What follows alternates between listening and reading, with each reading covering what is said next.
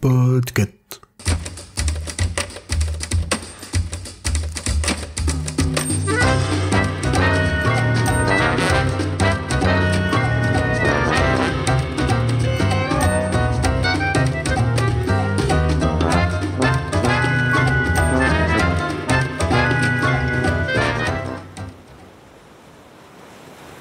Choix-pitre, La Palle de l'été, épisode 2, dans les valises des patriotes.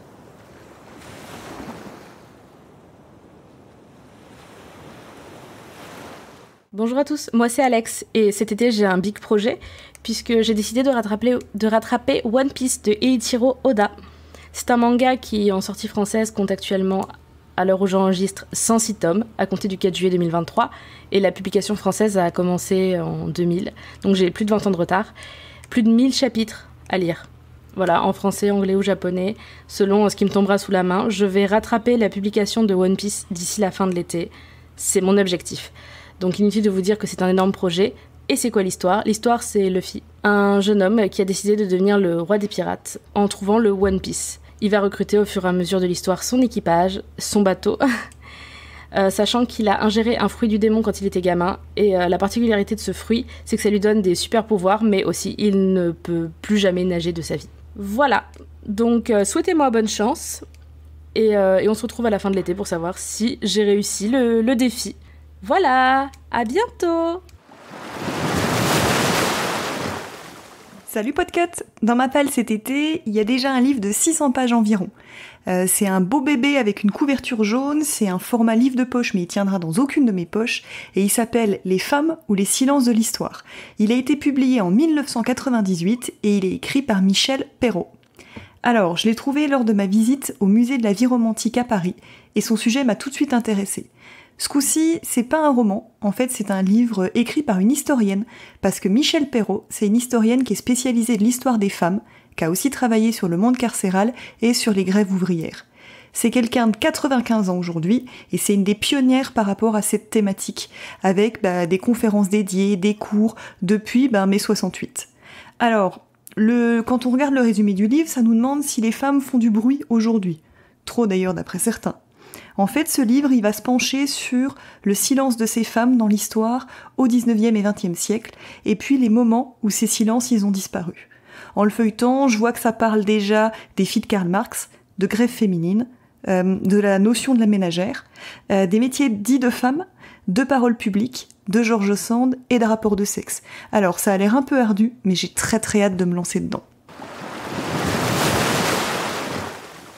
Bonjour, je suis Quentin, collaborateur de Radio Beer Catch et de quelques épisodes de Watchlist par-ci par-là. Sur ma pile à lire cet été, il y a un roman médiéval fantastique rempli d'intrigues de cour et de dragons. Je veux bien sûr parler de Game of Thrones. Non, pardon. Cette série littéraire-là, tout le monde la connaît. Le livre dont je veux vous parler est en fait Le Prieuré de l'Oranger, un livre de Samantha Shannon, publié en 2019, est disponible en France aux éditions de Saxus. Ce livre est sur la pile, tout d'abord parce qu'une amie de goût me l'a recommandé pour la construction de son monde. Et ensuite parce qu'il est placé assez haut dans le classement des romans de fantasy de 2019 chez Goodreads. Bon, je vous l'accorde, c'est assez spécifique. Le résumé semble indiquer une intrigue suivant le point de vue de 3 personnages. Une reine sans héritière, sans mariage, qui va se retrouver la cible d'assassins. Une dame de compagnie qui est secrètement une magicienne chargée de protéger la reine, et enfin, une chevaucheuse de dragons. Et franchement, qui n'aime pas une histoire où quelqu'un enfourche un dragon ? Voilà. Pour moi, le pitch est suffisant, j'espère qu'il le sera aussi pour vous. Bonne lecture ! Hello, c'est Lily de la team Choix-pitre, et je vais vous parler des essais qui font partie de ma pile à lire estivale. Alors, ce sont des essais féministes que j'ai réservés en bibliothèque et j'en profite pour faire un big up aux médiathèques qui nous permettent de découvrir plein de textes sans forcément tout acheter et tout stocker chez soi. Et donc, ces textes, ce sont À propos d'amour de Bell Hooks, dont je viens de lire Communion, que j'ai tellement aimé que ça m'a donné envie de revenir aux sources avec son texte le plus connu et le plus souvent cité dans toute la littérature féministe contemporaine, notamment, entre autres, mais notamment chez Mona Chollet. Et je pense que ça va être très éclairant sur toutes les difficultés des différentes formes d'amour et pourquoi, de nos jours, c'est si compliqué d'aimer les autres sainement et de s'aimer soi-même. Et également, dans ma pile à lire de cet été, le livre d'Ovidie, La chair est triste hélas, que tout le monde a déjà lu, ou presque. C'est un essai, si on veut, mais c'est un texte aussi assez intime, où elle explique pourquoi, après, il y a quelques années, avoir produit pas mal de choses sur la liberté sexuelle, elle a décidé de devenir abstinente et d'arrêter de relationner sexuellement avec les hommes. Et Ovidie, pour rappel, c'est elle qui a créé la petite série animée Libre sur Arte qui est très chouette. Elle a aussi fait des documentaires vraiment intéressants sur le milieu du porno. Et donc là, j'ai vraiment hâte de voir ce qu'elle a à dire sur le sujet. Je pense que ce sera pas piqué des hannetons, comme on dit. Et vous pourrez retrouver mes chroniques de ces textes sur mon blog lilili.wordpress.com au fil de l'été. Et je vous dis à bientôt dans Chapitre. Hello, c'est Pomme. Cet été, en plus du pavé et du recueil de nouvelles dont j'ai parlé dans l'épisode du club de lecture, je voudrais lire « Quand la tigresse descendit de la montagne » de l'autrice Nhi Vo. Il s'agit d'un roman court, il fait moins de 130 pages et c'est le 2e tome de la série Les Archives des Collines Chantantes. Cette série, elle raconte l'histoire de Chi, qui est à Delphes, à l'abbaye des Collines Chantantes. Je dis à Delphes car c'est une personne non-binaire. D'ailleurs, le traducteur Michael Cabon explique sur son site comment il a choisi de faire pour transcrire cette non-binarité en français, qui est une langue ultra genrée, et je trouve sa réflexion intéressante. Qu'on soit d'accord avec son choix ou pas, n'hésitez pas à aller voir sur son site ses explications. Donc Chi est archiviste pour l'abbaye et parcourt ce pays imaginaire qui est inspiré entre autres de la Chine et du Vietnam pour récolter des histoires. Dans le tome 1, elle rencontre Lapin, l'ancienne dame de compagnie de l'impératrice qui vient de mourir, et là, il me tarde de découvrir quelle histoire elle va récolter cette fois. D'ailleurs, voilà ce que dit la 4e de couverture. Des tigresses métamorphes amatrices de poésie, des mammouths de guerre aussi impressionnants que placides, une jeune lettrée tiraillée entre son cœur et sa raison, fantôme, goule et esprit renard à l'affût, aventure baroque et amour libre. C'est donc un roman court, c'est de la fantaisie, c'est un conte, c'est poétique, et sous ses airs légers, ça parle de violence sociétale, de classisme, de lutte. Ce n'est pas parce que c'est un conte que c'est pour les enfants. Et alors en plus, la couverture du livre est belle. Je suis vraiment ravie d'avoir ce livre pour cet été. Hi tout le monde, c'est Émilie. Aujourd'hui, je suis là pour vous recommander un cycle. Non pas le cycle de La Tour Sombre de Stephen King. Ça, j'ai pas le droit dans ce format parce que je l'ai déjà lu 2 fois. Mais le cycle des voyageurs de l'autrice Becky Chambers. Pour ce cycle de 4 livres, dont la parution a débuté en 2014, l'autrice américaine de 38 ans a reçu le prix Hugo de la meilleure série, un des plus prestigieux prix littéraires de la science-fiction. Et oui, rien que ça.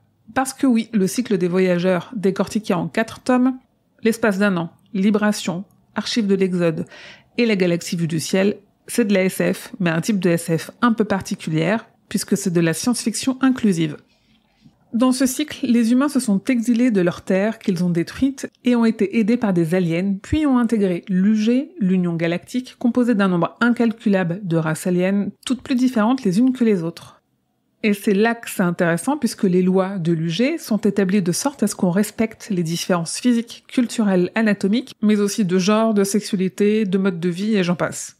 Le vaisseau qu'on suit dans le premier tome, dans lequel cohabitent plusieurs espèces aliens, est le meilleur exemple de ce que j'ai pu lire en termes d'acceptation des différences, de compréhension d'autrui, de féminisme, mais bien plus encore d'inclusivité. C'est la palle de l'été idéale, puisqu'honnêtement, il n'y a pas beaucoup d'enjeux, c'est de la SF romantique et légère, avec une pointe d'humour très agréable, des concepts très intéressants mais jamais compliqués. La lecture idéale de votre été, c'est donc le cycle des voyageurs de Becky Chambers aux éditions La Talente et au livre de poche, et ça commence avec le premier tome, L'espace d'un an. Hello, c'est Lily de la team Chapitre et je vais vous parler de quelques romans de ma pile à lire estivale que j'ai reçus en service de presse et qui sortiront à la rentrée littéraire entre août et septembre. J'ai super hâte de lire En garde d'Amélie Cordonnier, ça paraît chez Flammarion. C'est une autrice qui mêle toujours très bien des sujets intimes et politiques et qui raconte cette fois quelque chose qui lui est apparemment vraiment arrivé. Elle a été dénoncée au service de la protection de l'enfance, donc on va sûrement parler du regard que la société porte sur la maternité. Ensuite, toujours chez Flammarion, un premier roman de Juliette Houry qui s'appelle Dès que sa bouche fut pleine. Et c'est un concept assez dingue, une société dans laquelle le sexe et la nourriture sont intervertis. Ça me rend hyper curieuse. Ensuite, collection Signe chez Gallimard, on a Journal d'un scénario, le nouveau roman de Fabrice Caro que vous connaissez sans doute sous le nom de Fab Caro. J'espère que ce sera aussi drôle que d'habitude, avec toujours une belle analyse des turpitudes de l'âme humaine. Et de façon moins légère, le livre de Capucine Delattre, alias Charlie Médusa sur Twitter, Ça s'appelle Un monde plus sale que moi, ça paraît chez La Ville Brûle et ça évoque les débuts dans la vie sentimentale et sexuelle de jeunes femmes de 17 ans à peu près au moment de MeToo, le lancement du hashtag en 2017. Ça promet d'être hyper important, même si moins drôle.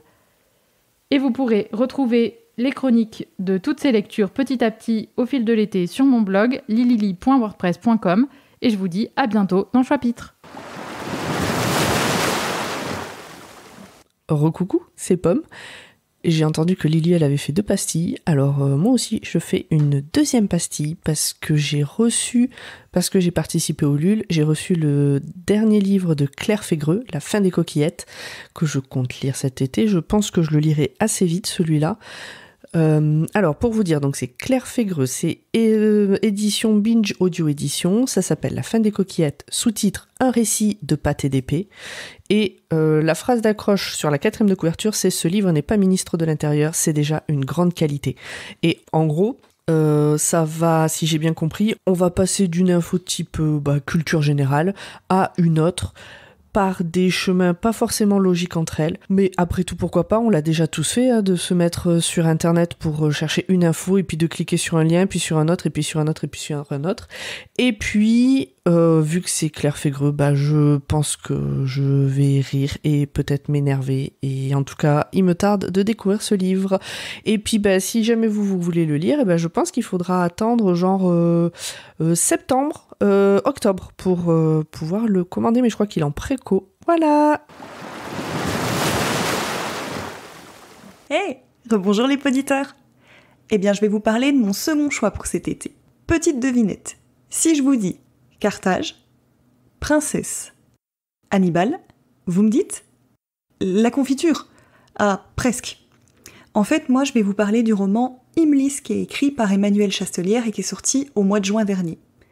Dans ce roman, il nous parle de Imlis, une princesse ibérique qui va épouser le général Hannibal et le suivre dans son destin. Alors j'ai pas voulu me spoiler davantage son histoire en regardant plus que les quelques lignes du début de la page Wikipédia, mais après avoir dévoré les nouvelles de Sélestopol et puis les romans L'Empire du Léopard et La Piste des Cendres, je devais à tout prix rajouter ce nouveau roman sur ma pile à lire. En plus, Emmanuel Chastelière est quelqu'un qui écrit très bien les personnages féminins selon moi, et j'avais très hâte de me pencher sur cette figure historique que je ne connais pas du tout, et je fais confiance au talent de cet auteur pour avoir l'impression de voir ce roman se dérouler comme un film sous mes yeux, comme mes précédentes lectures. Cet épisode de la Palle de l'été de Choix-Pitre est fini. Merci à tous les patriotes et podcasteristes de Podcut qui ont participé. Dites-nous si vous avez rajouté des livres à votre palle suite à cet épisode ou ce qu'il y a dans votre palle pour cet été sur les réseaux sociaux ou sur le Discord de Podcut. Les échanges sur les lectures en cours y sont assez fréquents. Nous avons également un Patreon, n'hésitez pas à aller y jeter un œil. Tous les liens sont dans la description de l'épisode. Bonne journée, bonne soirée à vous et à dans 15 jours pour l'épisode spécial Palle des grosses lectrices.